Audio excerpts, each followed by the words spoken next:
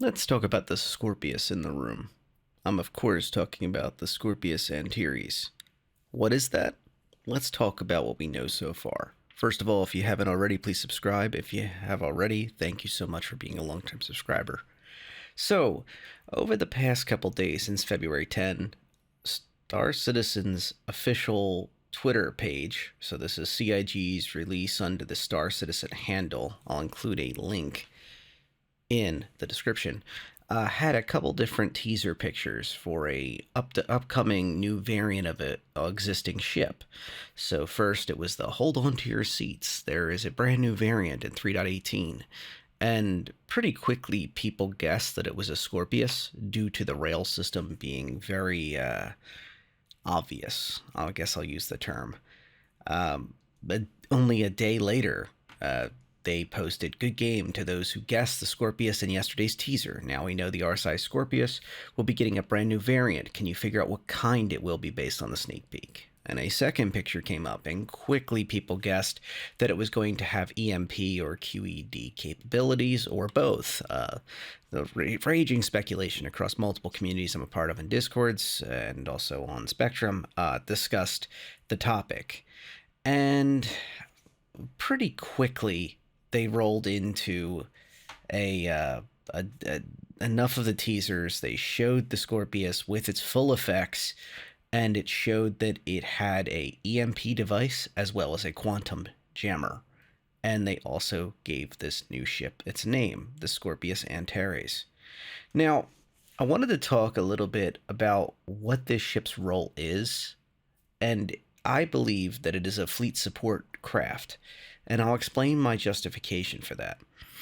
The ship loses its turret, which makes it a lot less versatile.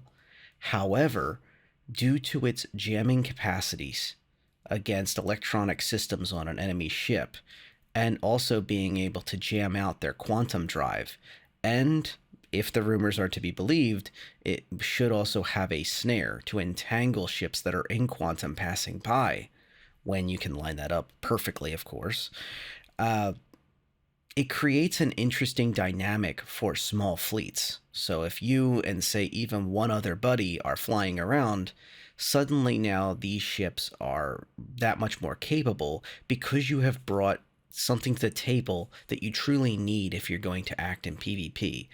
And whether it's for piracy or for defense of those who need to be protected from pirates that are running around, being able to snare your enemy and hold them on the field is critical for PvP based combat, for better or worse. And I think this will be a big player in Pyro. You're talking about, based on the Scorpion without a turret, you're talking about 4 size 3 cannons on board. That's pretty serious forward-facing firepower on a relatively heavy frame. So the ship still maintains its 2 seats. We know that due to yet another teaser photograph that shows it in action. And it shows the co-pilot seat in the back because we know it's a co-pilot due to it showing the little hint of a power management or some other system management screen in front of the co-pilot who's looking around, and the pilot, of course, in the front seat. So it brings up an interesting dynamic there as well.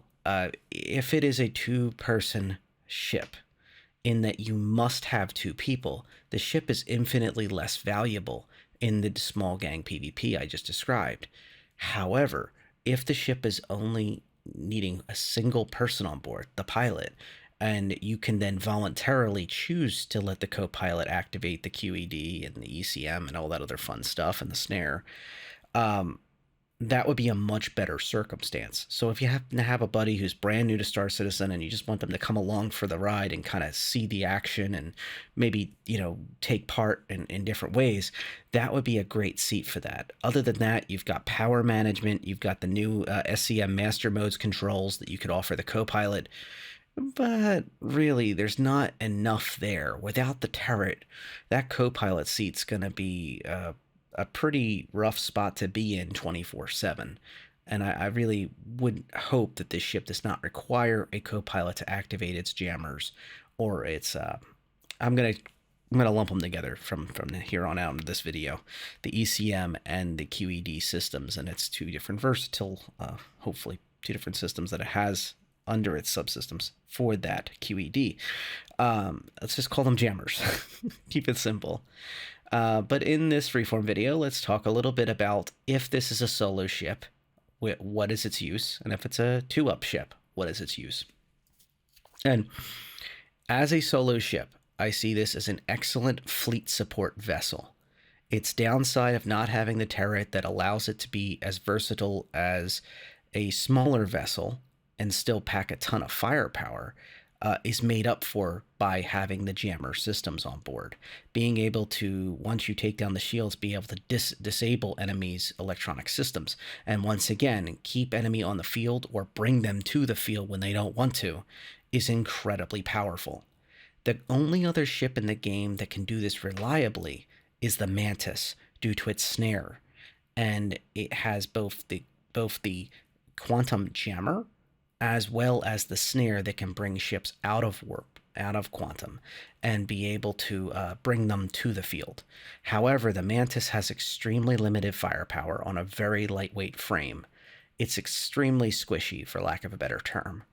And while it is a beautiful ship, I will agree with everyone through and through, and it is an RSI vessel carrying this heritage through to the RSI Scorpius, having the same type of capabilities, it truly doesn't bring everything necessary to the table.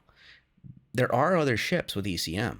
There are other ships that can do these things, except for the snare. However, having the combination of both kinds of jammers on a heavy frame with a serious amount of firepower, hopefully to bear by a single player, is an incredible fleet support ship. By having all this versatility, and then having at least one other ship with you, even if it's just a lightweight fighter, like a light fighter, like a Gladius, or an Arrow, or some other smaller vessel, suddenly a lot of the issues that I could see for this ship, trying to deal with what you bring out of quantum, or you prevent from quantuming, fighting you that's very small and trying to get behind you where you can't get as much firepower facing them, suddenly is no longer an issue. Another thing I want to explore is putting size 2 gimbal-based weapons on here. I've heard that suggested by no less than 2 different people, and I think that's actually a smart move. I think this type of ship would be very interesting to have more combat weapons that can face very quickly, aimed by the pilot to get to targets. But still, I emphasize that this ship is best suited to be in a group of at least 1 or 2 other fighters of different classes, whatever classes they end up being. That's fine. Obviously, some ships may have less fuel on board, so they will have shorter legs, so to speak, for long-range patrols. However, I think that the Scorpius is going to be well suited for any ship, as long as you're within that distance envelope of your fleet mates, obviously, and that's going to be pretty interesting. As for the Scorpius itself, the frame was originally concepted to have the turret that can move from the top of the ship to the bottom on a rail system. You will completely lose that capability on this variant, but that's okay. I do believe the Scorpius with the turret has a place still. It is, as I mentioned before, it is a 2-up ship on the traditional Scorpius, but that turret is extremely powerful. And running all those weapon systems through a weapon that you can move from the top of the ship to the bottom adds that capability to handle smaller vessels that the Antares loses. I do believe that this is a wonderful ship, and if you fly with other ships, I would recommend looking into this. And I would not, however, rush to purchase this on the first day it's available. I would wait until the Q&A if you possibly could. And if you just can't wait for the Q&A, I would at least wait to find out if it's 1 or 2 seats that are in this vessel that you need. So, does the pilot run all the systems and then voluntarily give them to the co-pilot if they wish, certain systems? Or is it that you must have a co-pilot to do all the bells and whistles? And that brings me into my biggest first reaction, whatever you want to call this video. I'm playing it loose just to kind of give my thoughts. I would say that this ship is not worth it to have two players tied up in it. For lack of a better term, a pair of disposable mantis would be a better option, I think, than one ship like this packed in with two players.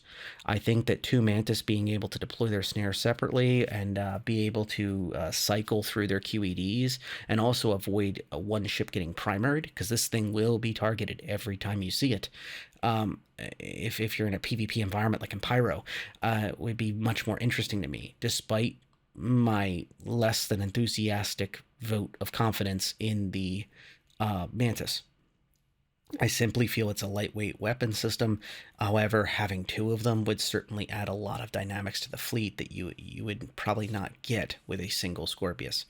That being said, I'm curious to see if it has extra armor packages or something else that they've added to it based on its loadout, and it's obvious that everyone will be shooting at it.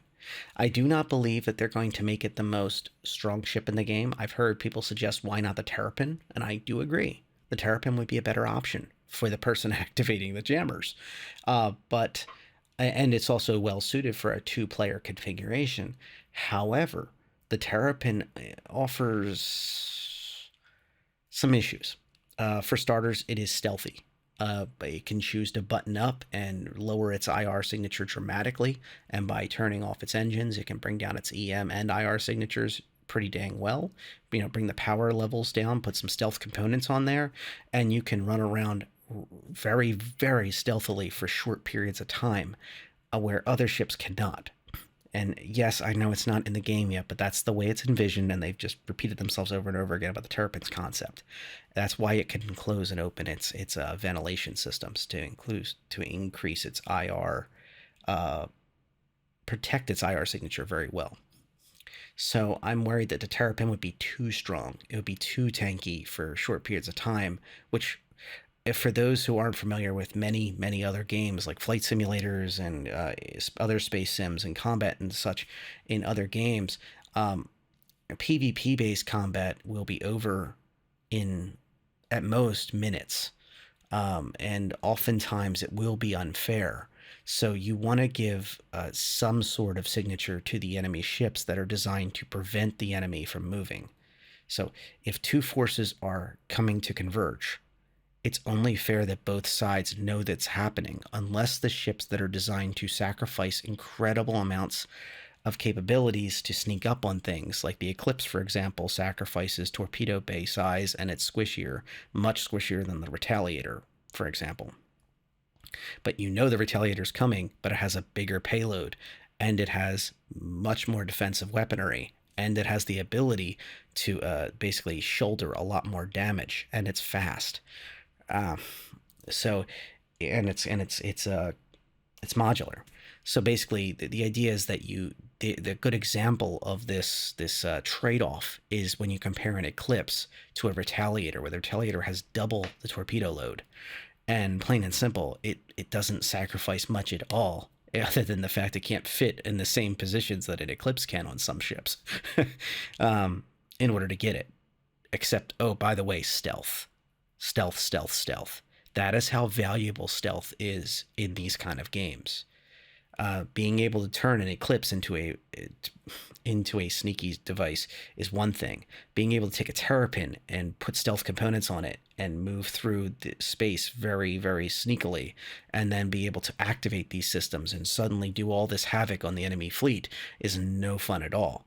One of the other things to mention is with the master mode changes, you will have to shut off your shields in order to start entering quantum and start doing some other things and go faster as a ship. And it also provides a interesting dynamic here. Remember what we said about the ECM specific jammers. The shields need to be down, at least based on what one of the suggestions. It could change yet again, but the shields need to be down for the ECM to work most effectively against the ship. If that's the case, then being able to sneak up before the enemy has a chance to switch their systems over to this shielded ship is almost unfair for the defenders. So having this ship on the field will certainly change the tone entirely of gameplay. especially as the master mode slow fights down, time to kill of a ship and the soft death of ships starts becoming more prevalent. And now all of a sudden, it basically, the fight is not in milliseconds, it's measured in minutes. And depending on, as the ship scales bigger and bigger, something like a Scorpius Antares is a frightening sight to see on the field if it's on the enemy side, because you know now that this is a brawl that's going to be a bit drawn out. It's going to be a big fight, and there's no way to run from it until that thing is taken out. So that's basically my thoughts. I don't think it's a terrible platform to put all these jammers on. I think it's a really cool ship. I think people that are a fan of a certain other space opera are going to be very, very happy. There is a wonderful paint if you're into some unique color schemes for Coramore, which is the in-game version of Valentine's Day, that include a Scorpius paint. So if you are looking at this Scorpius Antares or thinking from upgrading your own Scorpius, remember that paint will be viable for the Antares very soon. Also, I'll mention here at the end of this, and I'll mention it in a future video that's much more structured than this. This is a free-form discussion about a couple Twitter posts by CIG. And CIG, you really put the test on me because,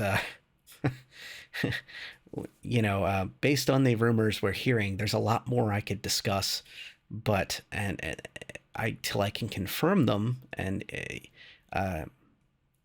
I don't want to go directly to materials that might not be approved.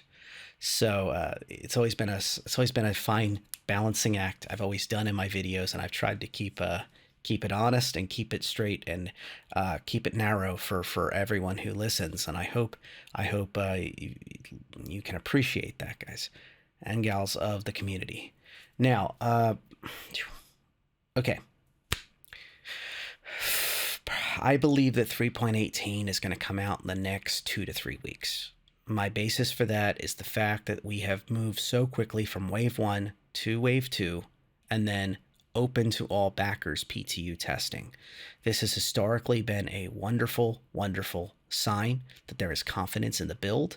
And also, I believe that based on how many PTU patches we have gone through, the speed of the release cycles, it's a sign that they are working through known issues, and it is a sign that they are constantly innovating. And if the rumor mill is to be believed, this brand new ship is in one of the latest builds, hidden away. So I believe that we're very close to 3.18. CIG has promised the Scorpius Antares as part of 3.18's initial rollout. This ship will sell like hotcakes, and the only thing I implore upon everyone listening is, please, community, do not pick this up until you know if the co-pilot is necessary or not. I know the new shiny is something that's truly amazing and fun and exciting, but you will regret it when you go to fly this ship and you're being primaried and you can't even use the jammers that it comes with because you don't have your co-pilot that night, or they are in a different time zone and they went to bed early, or they're only coming on later. Just keep that in the back of your mind. This is a powerful vessel, even just based on the limited information we have, but it is something that can really bite you if you CCU out of, say, your only fighter to this, or if you upgrade from the Scorpius even to this. Think carefully about, do I fly with other players? Because that's what this ship is really built for. It's built to be a fleet support vessel. It has a ton of utility, and it's an incredible powerhouse, and it will become a regular mainstay across Stanton and into Pyro. And oh boy, when you see one of these along with anything else, it is going to be a scary combination. But just keep in the back of your mind, it is a fleet support vessel. When it's by itself, especially solo flown, depending on the rules, what they declare, if that co-pilot is necessary or not, it will significantly change the reason or capabilities of this vessel. So that's all I got as an initial. Remember, please subscribe if you haven't already. Thank you to my long-term subscribers. I greatly appreciate you sticking around, especially this is a free-form video. I did not do a lot of processing. My whiteboard was not involved at all, actually. I hope it doesn't show too much. Have a good night and fly safe.